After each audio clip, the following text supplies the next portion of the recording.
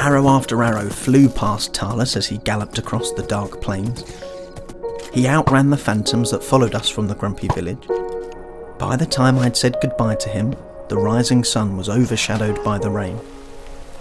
It was commonplace to drizzle in Lushville. Luckily for Talus, the hollow I'd carved out for him on Mount Portley was far enough away from the worst of the wet prevailing winds to stop his makeshift cave from flooding.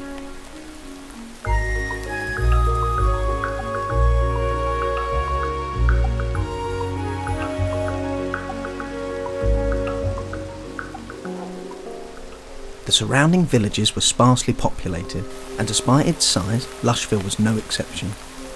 Things seemed even quieter than the last time I was here. It was Penny, the toolsmith, who I ran into first. Penny was young, pretty, and always kind. "Oh, I'm so sorry, Fa. I don't think we can buy any of your produce today. It happened again." Penny was on the verge of tears. "Those pillagers returned, and they took Bob and Lad. I haven't seen them for over 2 months. I don't think they're coming back." As well-meaning as they were, my condolences did little to cheer her up, so I tried to think practically. "Are you sure you're safe here, Penny?" "Oh, I'm not here alone. Some newcomers have moved in. They got lost looking for old Colton." After talking to Penny for a bit about the struggle of maintaining everything in town almost by herself, I helped her to store away the unused cauldrons, brewing stand and grindstone, the last of which caught my eye as something of Brannus from the grumpy village might be able to make better use of. Nellie gave me a shove in the back. It wasn't until that night that I ran into one of the newcomers, who was enjoying the cool night air, drizzle and all. I noticed the nearby hut's door was open, but upon investigating was ambushed by a creeper. The ensuing blast ripped off the front of the structure, almost taking my arm with it. "Crikey, that's a bloody nuisance." Yes, it was a bit careless. Slightly embarrassed, I mimicked his relaxed demeanour whilst trying to hide my injuries, but I don't think the man could be bothered by anything, and barely looked round as I repaired the damage I'd caused. "My name is Theodore, but you can call me Teddy. I came here with Gibble. Unfortunately, he's not the sharpest tool in the shed, and he fell down the hole. Do you think you could help him? I'm just a bit worried that he's getting scared." That was an understatement. Teddy's huge friend Gibble was frantic as he avoided the currents of the pool that were flowing deeper into the ravine, and he didn't calm down until after he had passed out in the bed I made for him, in a room carved into the rock. Teddy did say he might be exhausted. He'd spent the whole night before treading water. Earlier, as Teddy had donned his librarian robes, he explained how they were both already tired after their long journey here. There aren't too many villages around with an actual library, and to tell you the truth, the last couple of places we've stayed haven't treated us too kindly, so we've been on the move, until we came across one of those flies from old Carlton. Food, shelter, jobs. Come to old Carlton, we are the free. But Gibble wandered off, and we ended up here.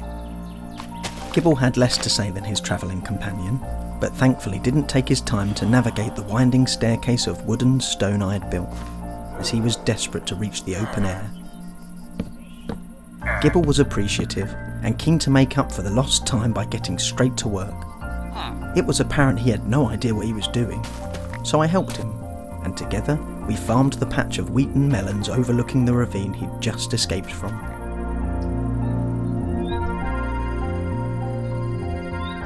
I was rubbing my hands clean of dirt when Penny beckoned me over. She wanted me to build them a safe shelter, or rather, to dig them one, right in the heart of town. "I've been thinking about what you said. Even with my new friends, I don't think we are safe. The librarian is so small, I don't think the monsters notice him, and the big one is even more frightened than I am." Monster sightings were very frequent in the savannah, and Lushville was sitting on top of one of the ravines that they seemed to pour out from. One more bad night and Lushville could be no more. Gibble didn't need any convincing to hide in the shelter, but Teddy was happy to stay out under the stars until I made him come inside.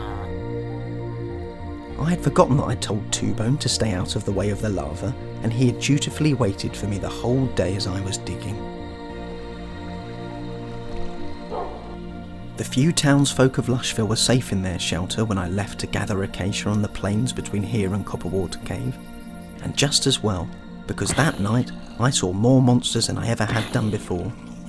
My sword broke, my axe broke, then I was fending off a horde of zombies with just my pickaxe, longing for one of Abranis's iron swords. But it was more than just monsters that Lushville had to worry about. The ravine where Gibble had fallen was a death trap.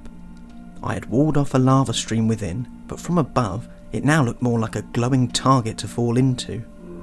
One of the things I needed to do was make the ominous pit idiot-proof. My project to make Lushville safe seemed to reveal more problems than it solved.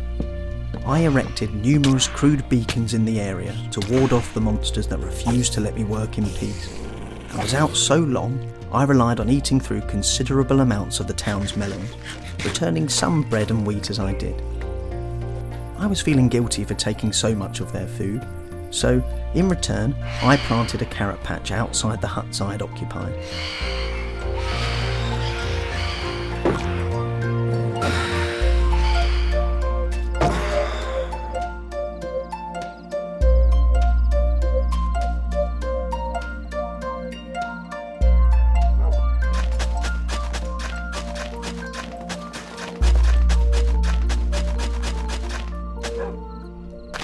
Whenever I checked in with Penny, Teddy and Gibble, they seemed to be having the time of their lives. In the complete safety of the hole, with a ban on working, relaxing was the best thing for it, and all three Lushvillians were making the most of the opportunity, laughter often echoing out from the trapdoor in the square. Even after my trip to Copperwater Cave, I spent a lot more time on the plains collecting wood, a task I was becoming all too familiar with after my recent time in the Grumpy Village. I might have hurried myself along, but with the villagers all enjoying their holiday at home, I allowed myself a few brief detours. I sheared some sheep to provide the shelter with beds, as well as finding myself collecting a handful of eggs. I ran across a herd of wild horses, who didn't run as I strolled between them, and I helped a donkey to avoid falling into a cave. In the past, I tried to ride a donkey I'd encountered, but perhaps this time my alternative intentions was the charm I needed. The donkey took a liking to me and allowed me to ride him without bucking. I put Stumble in the big paddock within town, where the golem guarded the village's hay, although I think Stumble had unintentionally taught the golem to climb over the hay to get in and out. I thought it was about time to end the curfew and went to spend the last night in the shelter with my new friends. The merry conversation flowed seamlessly, like it had done since we all started feeling a little safer, and Gibble enjoyed listening. I'd had to change the entrance to the shelter, as Gibble couldn't work out how to use the ladder and trapdoor. As the sun began to set, our joy caught in our throats as we heard a group of footsteps on the decking above our heads. The muffled talking was hard to distinguish, until Lud's thick voice broke through the rabble. "Where's Penny? Penny? Penny?" Penny started. "We're down here!" We emerged. The arriving group were looking around, perplexed at the odd, deserted state of the village.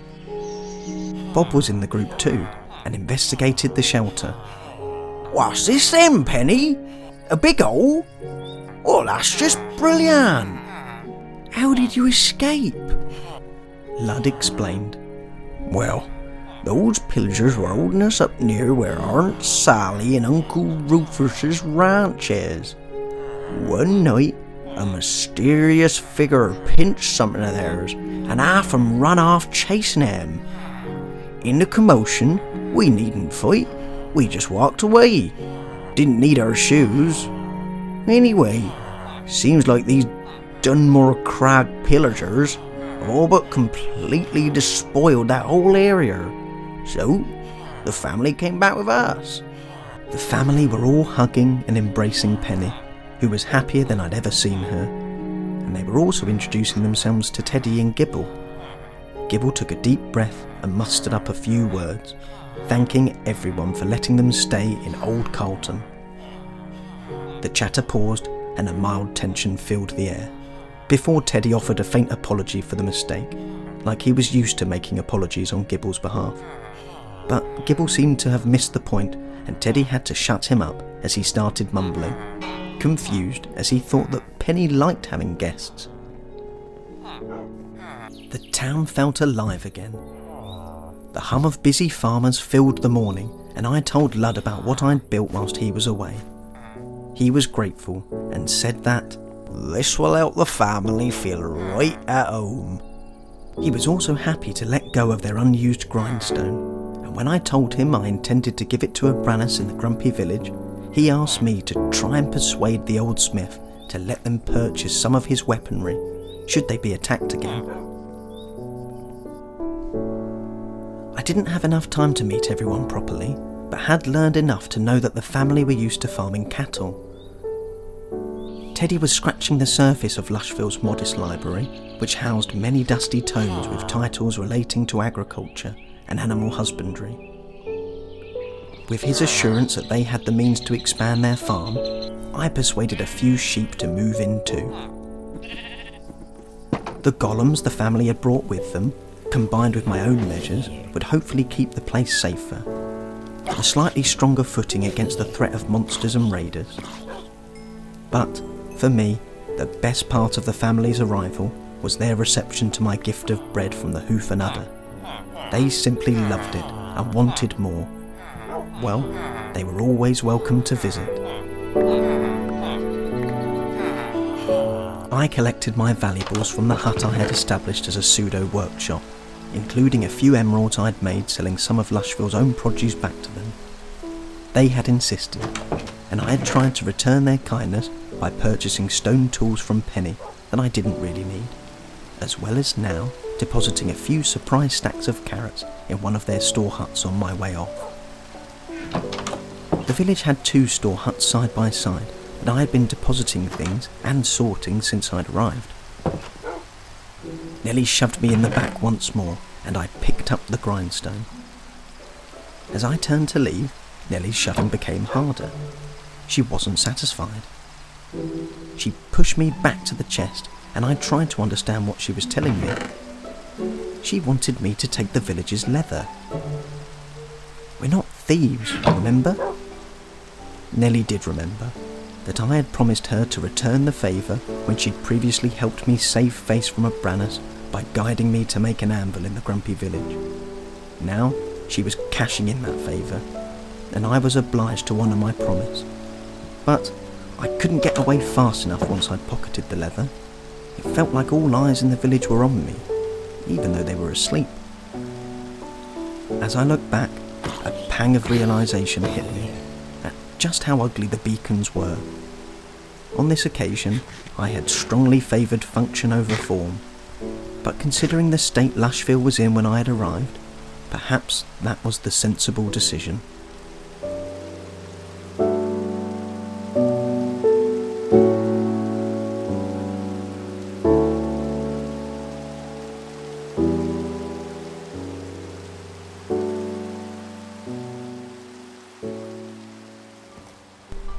So I downloaded a few more mods on this chapter. VillagerLeads, which just lets you use your lead to move the villagers. I mean, a bit of a shortcut, but blimey, it was a nightmare trying to move them around without it. And then also Villager Armour, just a way to maybe differentiate the villagers as we get more and more characters. But we'll see. I'll use it at some point, I'm sure. Anyway guys, thanks so much for watching, and I hope you enjoyed.